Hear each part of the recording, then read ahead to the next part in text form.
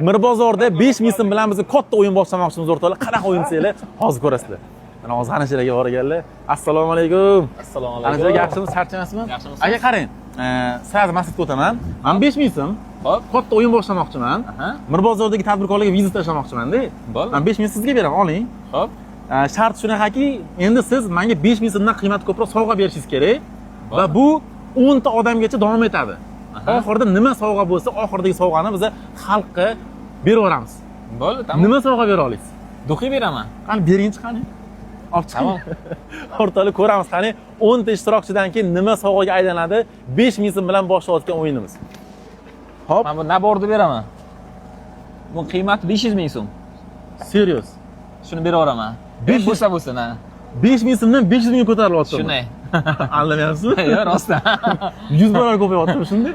Buni kimga bersangiz ham ishlatgan odam o'zi aytsin o'zi javobini qandayligini. O'rtoqlar mana Mirbozordagi tadbirkorlar gapi vaqti shedri ekan. O'sha birinchi o'yindan 100 karra oshib 500 mingga ko'tarildi. Keyingi ishtirokchi ko'ramiz endi. Ko'ramiz. Gapi omad aka, sog' bo'ling, charchamang. Hop, mayli.